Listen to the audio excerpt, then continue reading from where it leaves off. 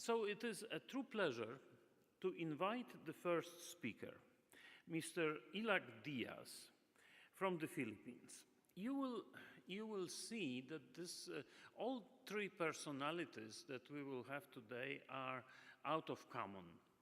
And the first one, Mr. Diaz, had a golden idea, a very interesting idea that I won't now reveal. You will hear about it from him.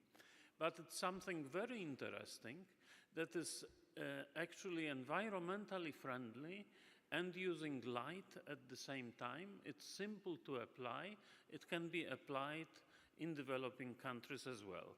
And he was also recognized by a special award at the World Economic Forum.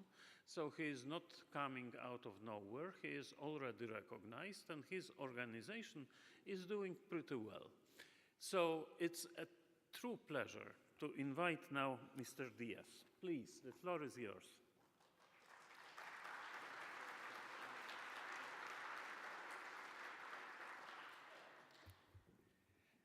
My country is the Philippines, and it's visited by 20 typhoons, 5 of them destructive. And one of the key areas that we always discuss is how do we improve the most critical part is what can we do more than packing rice, putting a couple of cans of sardines and medicine, but most importantly, batteries, candles, and just start doing something more than just what you call consumables, which next week they have none again. And so one of the things that we noticed is really when disaster strikes, all utilities are down. And the first thing people will do about light is say, why don't you just bring in solar power? But what a lot of people don't know is the real failure of solar power. Once 2 years, you come back there about 2 years on the ground. Sorry, it's nervous when you're talking to such specialists. And so what we were trying to do is really try to figure out how can we rebuild right after the storm, right after the cameras goes down, when the money is spent on all this kind of managing the camp, and when the real construction starts beginning. And one of the things that we would get a lot of over there is we would get a lot of plastic bottles. And the first thing we would do is really see these plastic bottles become from mounds to mountains. And we said, can we start doing something, especially the schools that were destroyed by the storms? And so we would take these plastic bottles, fill it up with mud, and then get a lot of volunteers just to keep on drying it in the sun.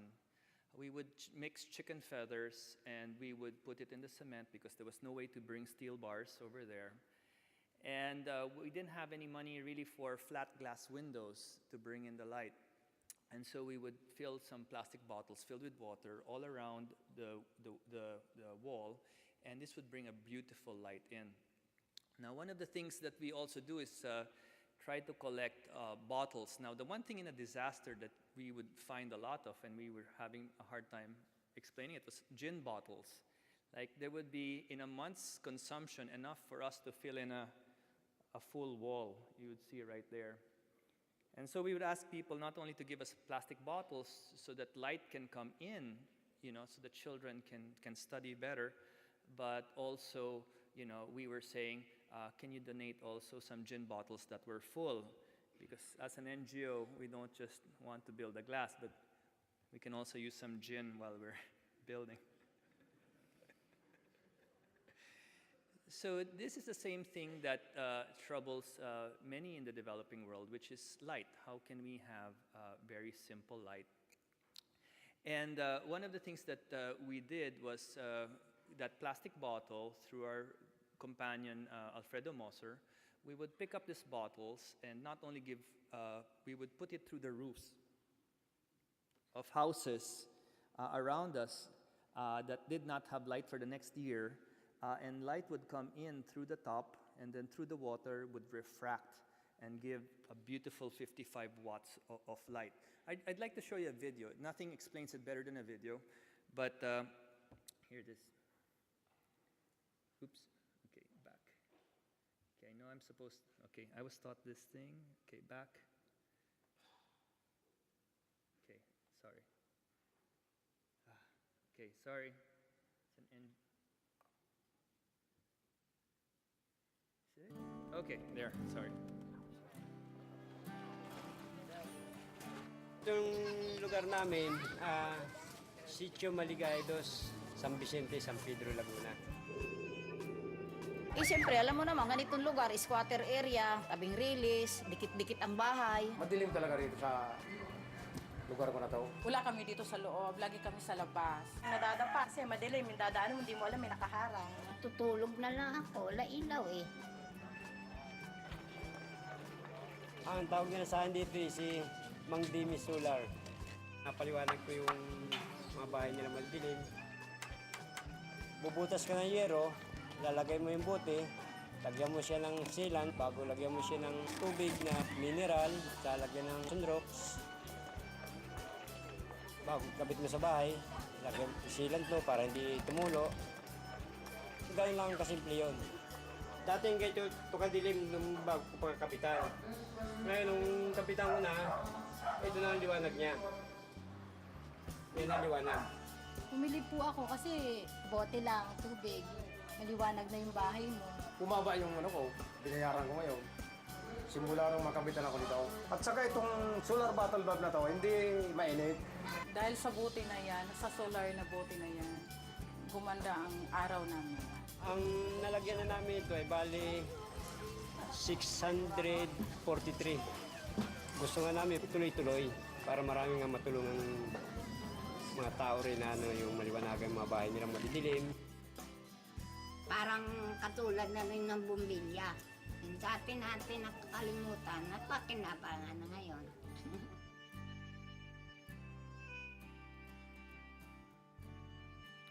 Sorry, I have to, this is the best part of it, which is, Maliwanag na lang sa bahay namin!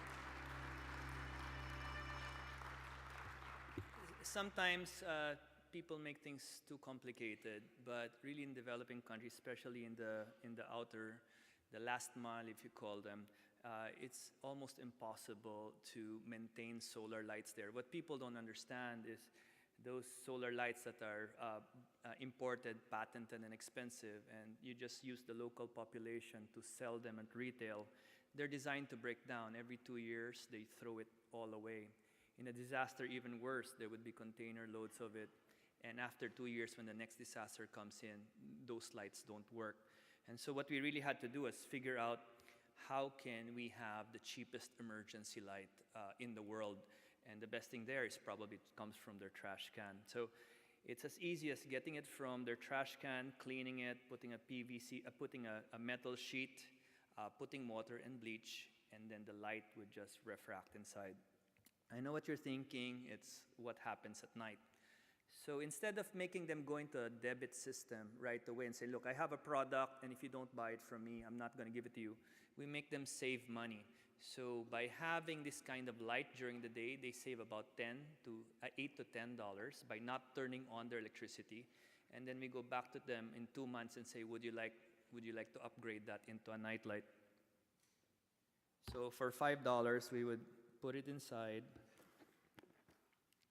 and then so sometimes, in complete darkness, when you have even just 1 watt, it will be enough to change a life. And it's beautiful because you make them save electricity, and with the extra money, they can actually buy your nightlight. The real way is to build skills. So what we do is, these things are not built by us. We train women, large groups of women all around the country, to build things very simply. No printing of circuit boards. They scratch it on a copper board, or they dip it in ferric acid. 4 pieces are soldered onto it. And then, of course, we have entrepreneurs all around the country who install it on the roof. So you have a daylight and a nightlight for less than $10. I'd like to show you another video where this comes from. Remember disasters. How do you create let's say 5,000 solar lights within 72 hours. And the way we do it is we train a lot of student volunteers. Instead of coming in to wrap food, that's all that a lot of, in disasters, that's all you give young people, wrap food. And he said, come, we'll teach you, but we will call you during the time of disaster and help us build tons of solar lights. So I'd like to show you a small video.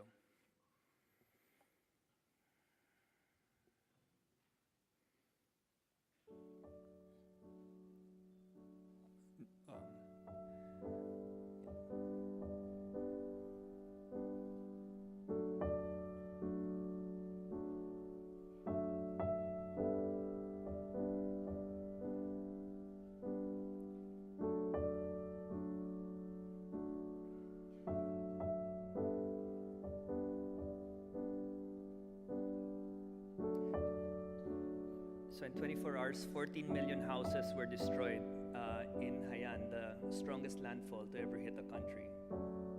Wind speed. Well, ito nga isang pinapangarap namin sa yung mga taong nandito ngayon na magkaroon ng kahit kaunting ilaw na kasi mga ilang araw na rin kami nagtitiis sa dilim. So, ito sa tingin ko mga tao so, excited sila makita ng gabi may liwanag naman ng kahit kaunti.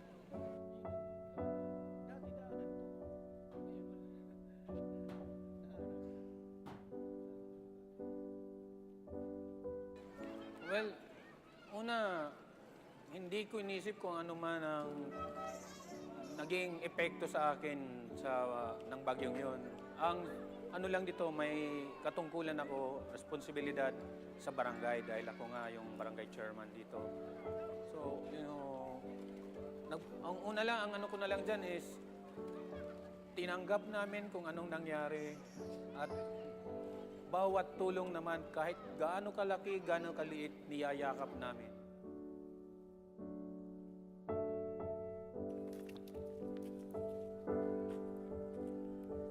So for almost 4.5 months after that, when all the trees cut the lines and even the power plant was submerged, there was no light.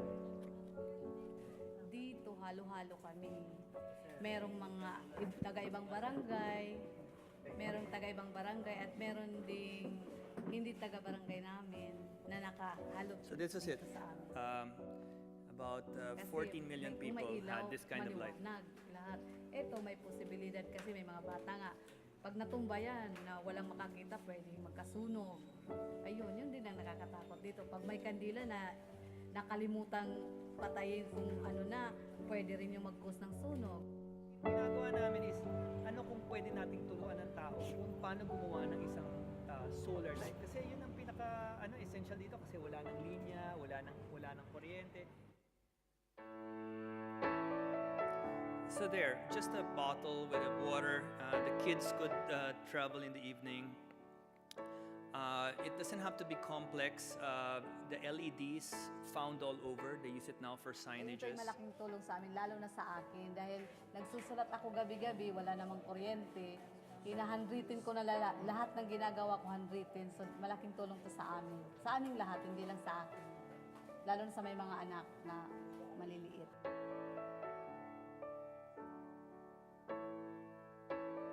So the more important thing is called corridors of light, where people could walk in safety. A lot of women get kidnapped for prostitution. Children go disappearing. So it was important for us to create these corridors of light. Sobrang maliwanag na maliwanag. Kita po naman natin. So within 24 hours, we could create whole streets with solar light. At maganda po dito is very... Okay, so anyway, that's good. Thank you very much. So the most important thing is we got tons of people. We had about 3,000 volunteers that we've trained, but we were able to make about 7,000 solar lights. The big problem is in the tents, they use kerosene lamps, and so when it topples, there's a lot of third-degree burns. So this one, they could use a lot of this. Very simple, just a copper board. We do it on site with soldering irons. If necessary, we heat them over a flame to be able to solder it, but we can light up houses. Another thing we also do is the street lights. I'd like to show you. Well, it kind of discharged a bit, but it's kind of very bright. But it's made out of PVC pipes. That's all you could really get in the vicinity. It's actually twice as bright. But this is how it looks like in the area. So even when the city had lights, we started moving it all to the rural area to be able to give light. Now, we open source technology, we share it. This is the nice thing about us. We try to demystify light. And we were quite surprised, growing from about 2.5 years ago, from one beneficiary, one bottle, and one carpenter. We're now hitting about 480,000 in 15 countries around the world. And we're creating this movement of young people who otherwise could not know how to bring light to the poorest, but by making this kind of technologies very accessible and you can buy it off the streets instead of buying these expensive lights. The other thing is the low, we don't need a very, very bright light. What people don't understand is crime goes down when you put lights in the village, and even if you have a very low wattage of 4 or 5 watts, but you do it all over the village, this actually lowers the crime rate. So we also light islands, and the nice thing with bottles is you can float them in a big, big net, and then the PVC pipes in the outrigger, and you can light up whole islands. The purest form of charity is to make yourself obsolete. When you don't turn over the skills how to convert photovoltaic into lights, what happens is people will have to keep on buying this thing and being dependent from an outside source. And we don't want that. We don't want to be forever dependent. And so now, because little photovoltaic cells are present all over the world, especially in the place we work in, at no point, with the internet, us being able to share the technology and us being able to avail of these parts, it's time to have a solar revolution. And that's the way we're going to do it. Thank you.